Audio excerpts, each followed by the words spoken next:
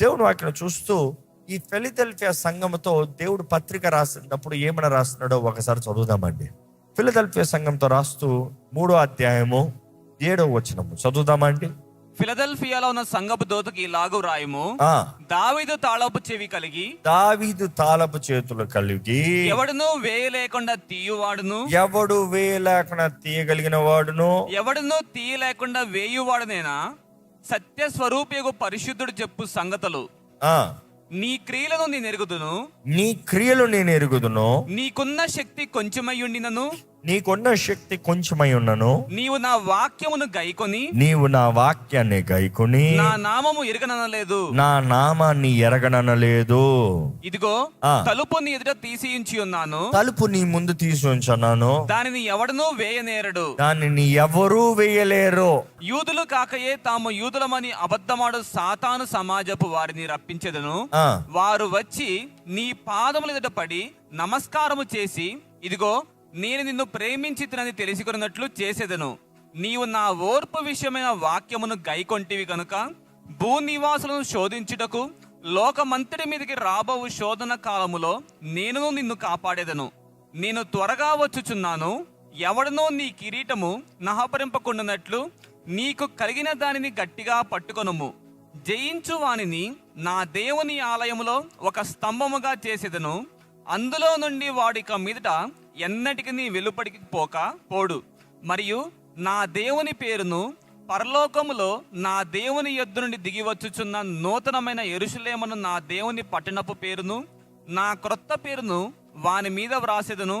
సంగములతో ఆత్మ చెప్పుచున్న మాట చెవిగలవాడు వినుగాక. ఆమేన్. మనం చూస్తున్నామండి, యేసు ప్రభుని ఇంట్రొడక్షన్ ఇస్తున్న 7వ వచనంలో చూస్తున్నాము. ఆయన మాట్లాడుతున్న ఫిలడెల్ఫియా సంఘంతో ఆయన ఇంట్రొడక్షన్ చూసినప్పుడు ఏమని ప్రారంభిస్తున్నాడు?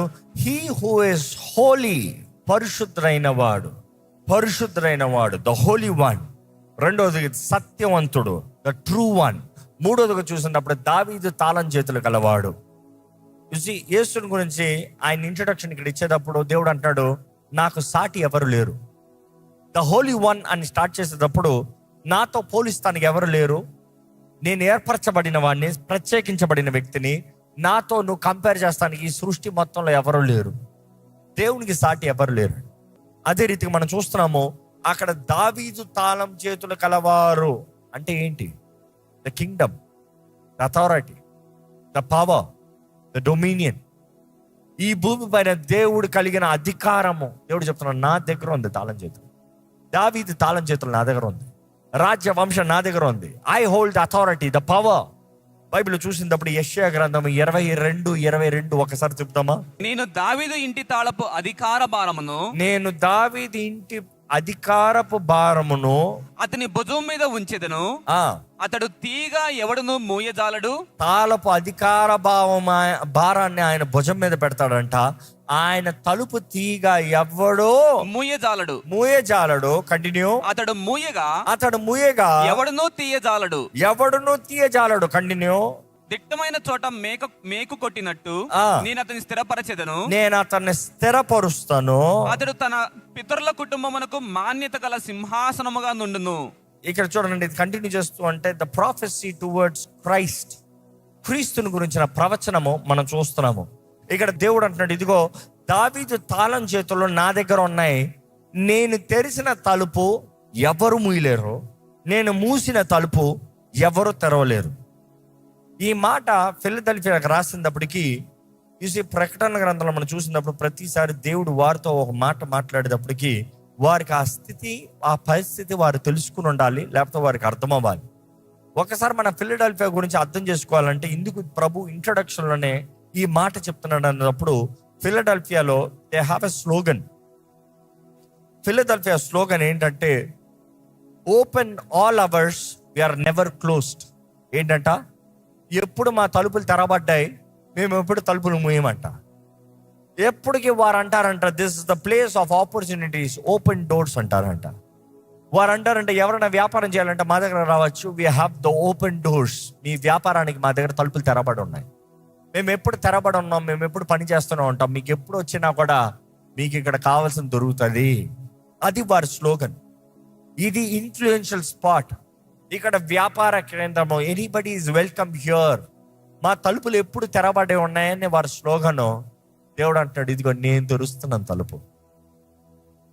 ఫిలదెల్ఫియా ప్రాంతం తలుపులు తెరుస్తాం కాదు, నేను తెరుస్తాను తలుపులు, నేను ఇస్తాను తరుణాలు. ఎందుకంటే తలుపు తెరుస్తామన్న ప్రతిసారి దేవుడు తరుణాలు ఇస్తామంటాం. అందుకని ఎవరైనా ఉద్యోగంలో ఒక దేవుడు ఇంటర్వ్యూలో సక్సెస్ అవ్వాలి, లేకపోతే ఉద్యోగం కొరకు వెతుకుతున్నాను అన్నప్పుడు ప్రార్థన చేస్తాం, ప్రభువా నీవు తలుపు తెరువయ్యా. ఎందుకంటే that opportunity God has to give, he has to open that door. ఆయన నడిపించాలి, ఆయన స్థిరపరచాలి, ఆయన చిత్తం ఆయన జరిగించాలి. ఈరోజు మిమ్మల్ని అడుగుతున్నానండి, మీ జీవితంలో దేవుడు ఏదైనా తలుపు తెరిచాడా? ఏంటి మీ ముందున్న అవకాశం ఏంటి, తరుణం ఏంటి? దేవుడి తెరిచిన తలుపుని no one can shut, but only you will be lazy enough not to walk through it. ఎవరు మూయలేరు. వాళ్ళు వచ్చి అడ్డుపడ్డారు, వీళ్ళు వచ్చి అడ్డుపడ్డారు, వాళ్ళు వచ్చి మూసారు. కాదు కాదు కాదు, దేవుడు అంటాడు, నేను తెరిచిన తలుపు ఎవరు మూయలేరు. అందుకని జీవితంలో నమ్మాలి. దేవుని చిత్తంలో నువ్వు వెళ్తున్నావంటే ఎవ్వరు నీ జీవితంలో ఉన్న తలుపుల్ని, అవకాశాలని, తరుణాలని మూసివేయలేరు.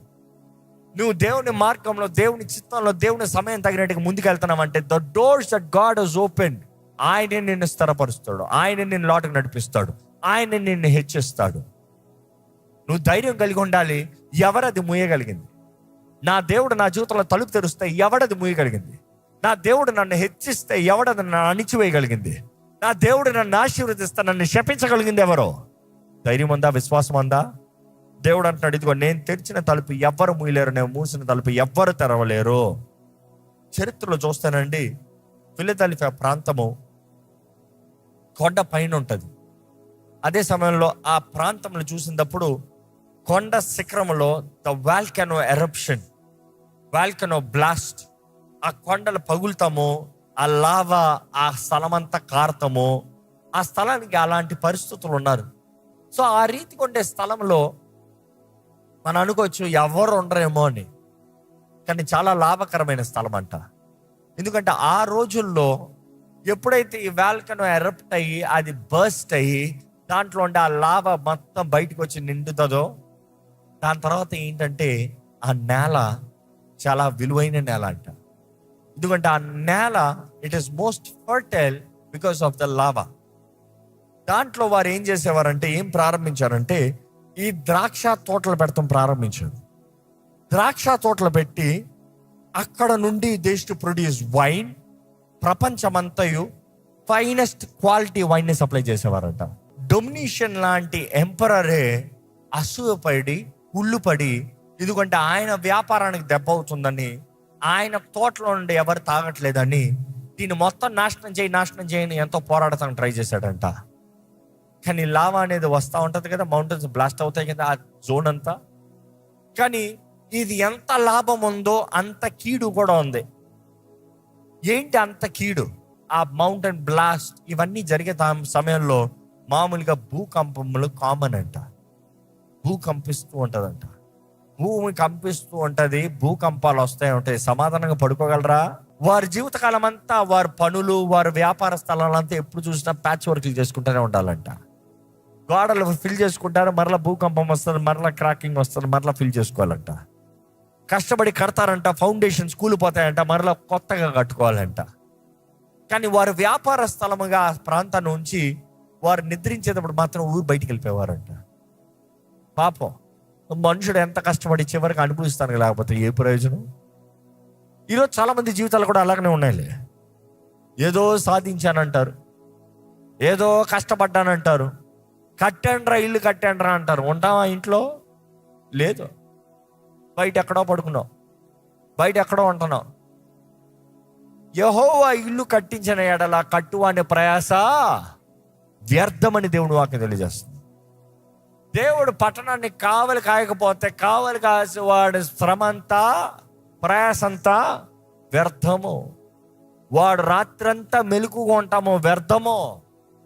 కావలి కాచేది దేవుడే, కాపాడేది దేవుడే, జయమిచ్చేది దేవుడే, తరుణాలు ఇచ్చేది దేవుడే, హెచ్చించేది దేవుడే.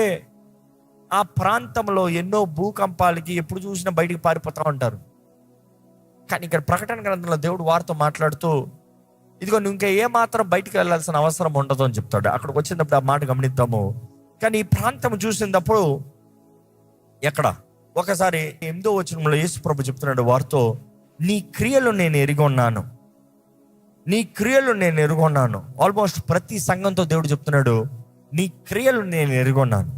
ఈరోజు మరొకసారి ఈ మాట మనం జ్ఞాపకం చేసుకోవాలి. దేవుడు మనతో చెప్తున్నాడు, నీ క్రియలు నేను ఎరుగొన్నాను.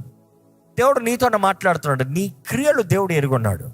దేవుడు వాక్యం తెలియజేస్తుంది, ప్రతి వాడు దేహంతో జరిగించిన కార్యాలకి ఏం చేయాలంట?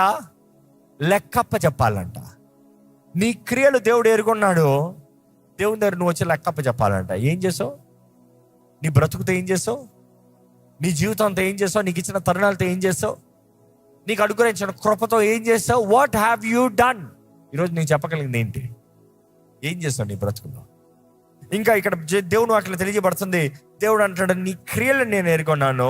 ఈ ఫిలదెల్ఫియా సంఘంతో చెప్తున్నాడు, ఇదిగో నీ ముందు నేను తెరవబడిన తలుపుని పెట్టాను, నేను ఓపెన్ డోర్, నీ ముందు ఒక తలుపుని తెరిచాను. ఆ రోజు ఫిలదెల్ఫియా ప్రాంతంలో ఉన్న వారికి తెలుసు, ఆ ప్రాంతం అంటేనే అవకాశాలు, తరుణాలు అనుగ్రహించబడే స్థలము. దేవుడు అంటాడు, ఇదిగో నేను ఇస్తున్నాను అవకాశాలు, తరుణాలు, నేను ఇస్తున్నాను అవకాశాలు, తరుణాలు, ఏ ఒక్కడు ముయ్యలేడు. అదే సమయంలో ఫిలడెల్ఫియా సంఘంతో చెప్తున్నాడు, ఇదిగో నీకున్న శక్తి చాలా తక్కువ, నీకున్న బలము చాలా తక్కువ, కానీ నీవు నా మాటను కాపాడుకున్నావు, నా మాటను ఉంచుకున్నావు. అదే సమయంలో నా నామాన్ని తునీకరించలేదు. ఈరోజు అడుగుతున్నానంటే వాక్యం తగినంటే what is open door? Open door అన్నప్పుడు వాక్యం చూసినప్పుడు అనేక సార్లు ఈ వర్డ్ రెఫరెన్స్లో రెజనేట్ అవుతూ ఉంటుంది. అపోస్తుల కార్యాలు 14:27 చూసినప్పుడు అక్కడ వారు తెలియజేస్తారు, he had open the door of faith to the gentiles. అన్ని జనులకి స్వార్థ కొరకు విశ్వాసం కలుగు చేస్తానికి ఆయన తలుపు తెరిచాడంట. He has open the door. కొరింథీయులకు రాసిన మొదటి పత్రిక 16:9 చూసినప్పుడు, a great and an effective door has been open to me in Ephesus అంటాడు. ఎవరు? పౌలు రాస్తున్నాడు. ఎఫెసీ ప్రాంతంలో గొప్ప ఎంత ద ఎఫెక్టివ్ డోర్, తలుపు నా ముందు తెరిచాడు దేవుడు. తలుపు తెరుస్తాం ప్రతిసారి మనం చూస్తున్నాం అవకాశాలు, తరుణాలు, ఆయన సువార్తను ప్రకటిస్తానికి తరుణాలు, ఆయన రక్షణ వార్తను తెలియజేస్తానికి తరుణాలు, ఆయన ప్రేమను చూపిస్తానికి తరుణాలు, అదే రీతిగా మర్మముల్ని తెలియజేస్తానికి, రహస్య మర్మముల్ని తెలియజేస్తానికి తలుపు తెరుస్తాం. ఈరోజు మనం జ్ఞాపకం చేసుకోవాలండి, దేవుడు మన అందరి జీవితంలో తలుపు తెరుస్తున్నాడు. తలుపులో నడవలసిన బాధ్యత నీదే. తలుపులో అడుగు తీసి వెళ్ళవలసిన బాధ్యత నీదే. తలుపులో అడుగు తీయకుండా ముందుకు వెళ్ళకుండా దేవుని సహాయం, దేవుని శక్తిని నువ్వు చూడలేవు. దేవుడు నీ ముందు తలుపు తెరుస్తామంటావు, నీ జీవితంలో ఒక తరుణం ఇస్తాము. ఈరోజు ఎంతో మంది దేవుడు ఇచ్చిన తరుణాలని వ్యర్థపరుచుకుంటారు. ఈ ఆలయంలో కొంతమందిని చూశాను ఆల్రెడీ. కొంతమంది సహోదరి జీవితంలో ప్రార్థన చేస్తూ, వివాహ విషయంలో ప్రార్థన చేస్తూ, దేవా కార్యము జరిగించాయి అన్నప్పుడు మంచి సంబంధాలు వచ్చే రాక కాదు. ఎత్తు తక్కువ, డబ్బు తక్కువ, జీతం తక్కువ, చదువు తక్కువ, అది తక్కువ, ఇది తక్కువ, ఒకరి తర్వాత మార్కులు వేశారు. చివరికి ఇంతవరకు పెళ్ళి అవ్వలే. ఎవరందరూ తక్కువ అన్నారో వాళ్ళందరూ పెళ్ళి అయిపోయి సెటిల్ అయిపోయి సంతానంతో మర్దులు పేరు. కానీ వీళ్ళు మాత్రం ఇంకా అన్ని తక్కువే. ఏం తక్కువ? వీరి జీవితమే తక్కువ అయిపోయింది. దేవుడు తరుణాలు ఇచ్చేటప్పుడు never misuse it, never abuse it. When God opens the door, seek the will of God. ఇది నీ చిత్తమేనా? నీ చిత్తం అయితే సాగుతాను ప్రభా. నువ్వు అవకాశం, నువ్వు తరుణం ఇస్తా, నేను స్థిరపరచబడతాను ప్రభా. ఐఎమ్ నాట్ సెయింగ్ కళ్ళు మూసుకుని ఎవరితో పాడితే వాళ్ళతో పెళ్లి చేసుకొని చెప్పట్లే. దేవుని చిత్తం వెతికి దేవుని చిత్తంలో స్థిరపరచబడాలి. ఈరోజు ఎంతో మందికి దేవుడు తరుణాలు ఇస్తున్నాడు, అవకాశాలు ఇస్తున్నాడు జీవితంలో వర్ధిల్తానికి. కానీ ఎంతో మంది నిర్లక్ష్యత, సోమర్తనం, నిర్లక్ష్యతను బట్టి అడుగు తీరంట. గుమ్మం దాటి అడుగు బయటికి తీరంట.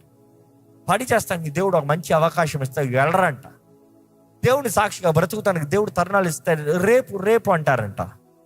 ఈరోజు నీ చిత్త ప్రకారం, నీ ఇష్ట ప్రకారం, నీ తరుణాల ప్రకారం నువ్వు వెళ్ళాలంటే అయ్యే పని కాదు. ఈరోజు ఎంతో మంది దేవుడిచ్చే తరుణాలని, దేవుడిచ్చే అవకాశాలను, దేవుడిచ్చే పిలుపుని నిర్లక్ష్యపరుస్తున్నాం. మిమ్మల్ని అడుగుతున్నానండి, ఈరోజు మిమ్మల్ని మీరు పరీక్షించుకోవాలి. ఏంటి దేవుడు మీ జీవితంలో ఇచ్చిన పిలుపు? ఏంటి దేవుడు మీ ముందు తెరిచిన తలుపు? ఏంటి దేవుడు మీతో చెప్తున్న మాట? ఏంటి దేవుడు మీ జీవితంలో తెలియజేస్తున్న కార్యము? ఎక్కడికి దేవుడు వెళ్ళమంటున్నాడు? ఏంటి దేవుడు చేయమంటున్నాడు? ఏంటి దేవుడు సాధించమంటున్నాడు? ఏది దేవుడు తగ్గించుకోమంటున్నాడు? ఏ విషయంలో పోరాడమంటున్నాడు? ఇక్కడ చూసినప్పుడు దేవుడు వారి ముందు తలుపు తెచ్చాడంట. దేవుడు అంటున్నాడు, ఇదిగో మీ ముందు నేను తలుపు తెరిచాను, నేను తెరిచిన తలుపు ఎవరు మూయలేరు, నేను మూసిన తలుపు ఎవరు తెరవలేరు. మనం చూస్తాం బైబిల్లో 10 కన్యకల గురించి. 10 కన్యకల గురించి మత్తయి సువార్త 25:10 చూసినప్పుడు అక్కడ గమనిస్తాం. మొదటగా చూడాలంటే 5 కన్యకలు, 5 బుద్ధి కలిగిన వారు, 5 బుద్ధి లేని వారు. ఏంటది? ఆ 10 మందిలో 5గురిని సపరేట్ చేసిందని చూస్తే అందరు పిలవబడిన వారే, అందరు ఏర్పరచబడిన వారే, అందరు కోరుకోబడిన వారే, అందరూ వివాహం కొరకు సిద్ధపడిన వారే, అందరు వస్త్రాలు పరిశుద్ధంగానే ఉన్నాయి, అందరి జీవితాలు అంగీకారంగానే ఉన్నాయి, అందరు రావాల్సిన స్థలానికి వచ్చారు. కానీ వారు నిద్రించి చూడగా కేక వచ్చిందంట, తలుపు తెరవబడిందంట, ఆహ్వానం పలకబడిందంట. ఆ ఆహ్వానం కొరకు సిద్ధపడిన 5గురు ఎప్పుడైతే కేక వచ్చిందో బుద్ధి కలిగిన 5గురు ఏం చేశారు? వారు లేచి వారి దీపముల్ని సిద్ధపరచుకుని నూనెతో నింపుకొని వారు వెళ్ళారంట. ఇంకొక 5గురు వారు సిద్ధపరచుకున్నారు, కానీ దీపాన్ని సిద్ధపడదాం అనుకునేటప్పటికి నూనె లేదంట. The only difference was oil, which is the anointing. The anointing makes the difference. It's just the oil. వీరు ఏర్పరచబడిన వారు, వారు ఏర్పరచబడిన వారు, వీరికి ఆహ్వానం ఉంది, వారికి ఆహ్వానం ఉంది, వీరి చేతుల్లో దీపం ఉంది, వారి చేతుల్లో దీపం ఉంది. వీరి దీపం వెలుగుతూనే వచ్చింది, వీరి దీపం వెలుగుతూనే వచ్చింది. కానీ పిలుపు వచ్చేటప్పటికి, కేక వచ్చేటప్పటికి వీరి దగ్గర నూనె ఉంది, వీరి దగ్గర నూనె లేదు. That is all the difference. ఈ బుద్ధి లేని కన్యకలు బుద్ధి కలిగిన వారిని అడుగుతున్నారంట, మీ నూనె నాకు ఇవ్వండి, మాకు ఇవ్వండి అంటే, మా నూనె మాకే చాలదు, మీరు వెళ్ళి నూనె అమ్మేవాడి దగ్గర నుండి మీరు కొని తెచ్చుకోండి. మీరు నూనె అమ్మేవాడి దగ్గర నుండి మీరు కొని తెచ్చుకోండి. మీ నూనెని, మీ దీపాన్ని మీరు కాపాడుకోండి. మీరు రండి, మా దారిలో మేము పోవాలి. You see, your anointing is your anointing. Nobody can give their anointing to you. But there are places, there are people, there are ordained people who can give you the anointing. And it needs price to be paid. మీరు వెళ్ళి కొనుక్కోండి అన్నదప్పుడు అక్కడ వెల చెల్లించాలి. నీకు పిలుపు ఉన్నదప్పుడు నువ్వు అక్కడికి చేరతాము. There is a price to pay.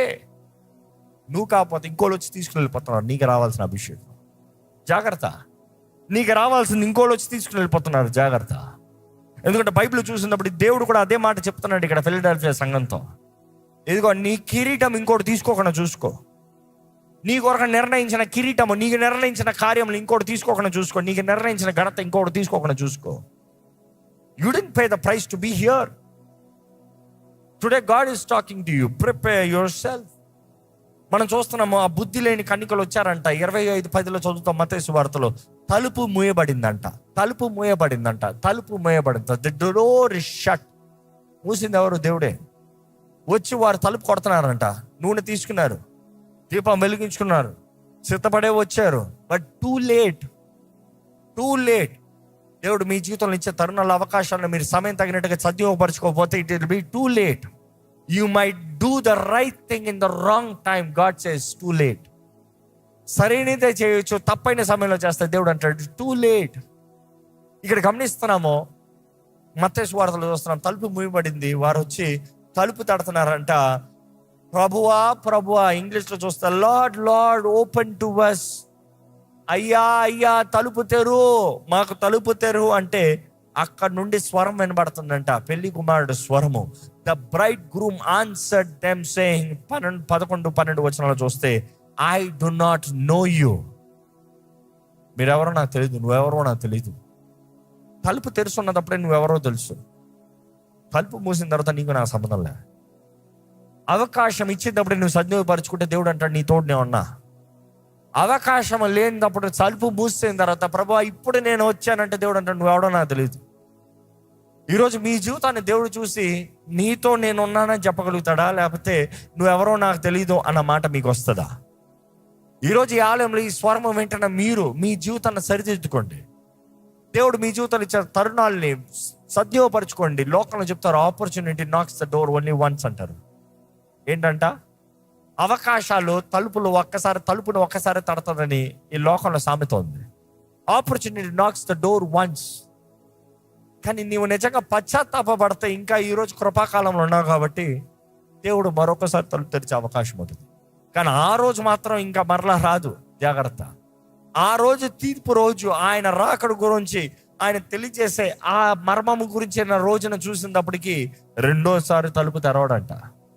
లూకాసు వార్త 13:25 చూసినప్పుడు అక్కడ తెలియజేయబడుతుంది, ఇంటి యజమాని లేచి తన ఇంటి తలుపుని మోస్తాడంట. ఎవరైతే బయట ఉన్నారో వారిని లోటుకు అనుమతించారంట. బయట నుండి ఎవరైనా తలుపు తెరతా, నువ్వు ఎవరో నాకు తెలియదు పో అంటాడంట. బైబిల్లో మరలా ఈ మాట ఎంతో స్పష్టంగా రాయబడి ఉంది. It is highlighted over and over.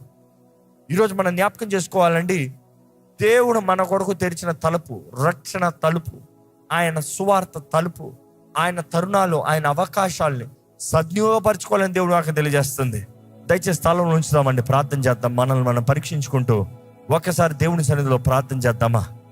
మన జీవితంలో ఆయన కార్యం, ఆయన చిత్తము, ఆయన ఉద్దేశములను నెరవేరినట్లుగా ప్రార్థన చేద్దామా? ఎఫెసీ సంఘంతో దేవుడు నేరం మోపుతున్నాడు, నీ మొదటి ప్రేమను నువ్వు విడిచిపెట్టు. స్మరణ సంఘంతో దేవుడు చెప్తున్నాడు, ఇదిగో నువ్వు సహించు, నువ్వు ఓర్చుకో, నీ దరిద్రతలో కూడా నువ్వు భరించుకో, అంతమ వరకు సహించు, నేను దీవెనిస్తానంటున్నాడు. పరిగమ సంఘంతో చెప్తున్నాడు, ఇదిగో నువ్వు తప్పుడు బోధనలను అనుమతిస్తున్నావు, బిలాము బోధ, నికోలాయితల బోధని నువ్వు పట్టుకుని ఉన్నావు. తూయితారా సంఘంతో చెప్తున్నాడు, యెజబెల్ అనే ఆ స్త్రీని నీ ఆలయంలో నువ్వు అనుమతించున్నావు. అదే సమయంలో సార్దిస్ సంఘంతో చెప్తున్నాడు, మీరు చచ్చిన వారుగా ఉన్నారయ్యా, చచ్చిన సంఘంగా ఉన్నారయ్యా, చచ్చిన స్థితుల్లో ఉన్నారయ్యా. దేవుడు వారితో తెలియజేస్తున్నాడు. అదే సమయంలో ఫిలడెల్ఫియా సంఘం దగ్గర వచ్చినప్పుడు దేవుడు అంటున్నాడు, ఇదిగో నీ ముందు నేను తలుపు తెరుస్తున్నా, నీకు క్షేమాన్ని ఇస్తున్నా, నీ ముందు నేను అవకాశాలు కలుగు చేస్తున్నా, నువ్వు భయపడాల్సిన అక్కర లేకుండా నేను చేస్తాను, నేను నీకు క్షేమాన్ని ఇస్తానని తెలియజేస్తున్నాడు. పేతురుని అడిగిన దేవుడు ఈరోజు నిన్ను అడుగుతున్నాడు, నీ పేరు పెట్టి దేవుడు అడుగుతున్నాడు, నువ్వు నన్ను ప్రేమిస్తున్నావా? ఫిలియోస్ అనే ప్రేమ దేవుడు కోరుతున్నాడు నీ దగ్గర నుండి. అగాపే ప్రేమను కోరుతున్నాడు, ఫిలియోస్ అనే ప్రేమను కోరుతున్నాడు. దేవుడు స్నేహితుడిగా నువ్వు ఉండాలని, స్నేహితురాలిగా నువ్వు ఉండాలని దేవుడు ఆశపడుతున్నాడండి. దేవుని సన్నిధిలో చేరిన నీవు ఎక్కడ నిజంగా దేవుని ప్రేమిస్తూ సేవించే జీవితం కలిగి ఉన్నావా? యేసు చెప్పిన మాట జ్ఞాపకం చేసుకోగలుగుతున్నావా? ఇంకా మిమ్మల్ని ఏ మాత్రము దాసులని పిలవను, స్నేహితులని పిలుస్తాను అన్న మాట జ్ఞాపకం చేసుకుంటారా? దేవుడు మీ జీవితంలో ఆయన కలిగించే స్నేహము, ఆయన కలిగించే ఆ బంధము, ఆయన కలిగించే ఆ సహవాసాన్ని నువ్వు విడిచిపెట్టి లోకం వైపు తిరుగుతున్నావా? లోక స్నేహం కొరకు వెతుకుతున్నావా? తాత్కాలికమైన వాటి కొరకు ఆశపడుతున్నావా?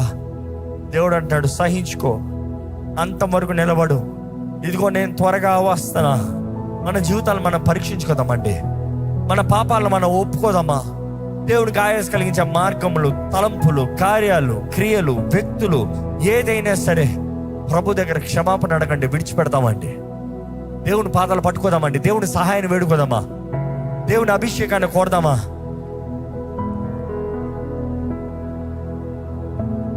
ఈ లోకంలో నా తోడుండే దేవుడు నీవేనయ్యా, నిజ స్నేహితుడు నీవేనయ్యా, నా జీవితంలో మేలు చేసే దేవుడు నీవే ప్రభా, నా జీవితంలో ఊహించరా అని తలుపులు తెరిచే దేవుడు నీవేనయ్యా.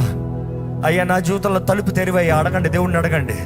నా జీవితంలో అవకాశాలు దయచేయ్యా, తరుణాలు దయచేయ్యా, హెచ్చింపు దయచేయ్యా, అయ్యా వర్ధిల్లే జీవితాన్ని దయచేయ్యా. నువ్వు తెరిచిన తలుపులను నేను ధైర్యంగా ముందుకు వెళ్తానయ్యా. అయ్యా ఏ మాత్రము సందేహించక దేవా నీ తలుపులను అడుగు తీసుకుని ముందుకు వెళ్తాను ప్రభా. నాకు శక్తిని దయచేయ్యా, నాకున్న శక్తి కొద్దిగా కానీ నన్ను బలపరచయ్యా, నన్ను బలపరచయ్యా. ఈ సమయంలో అలాగే ప్రతి ఒక్కరు ప్రార్థన చేద్దాము. అడగండి, ప్రభా నన్ను నూతన పరిచయ్యా, నన్ను కడిగయ్యా, నన్ను సంపూర్ణంగా నూతన పరిచయ్యా. నా తల నడినెత్తి నుండి అరిపాదం వరకు నీ రక్తంతో నన్ను కడిగి నన్ను పరిశుద్ధపరచు ప్రభా.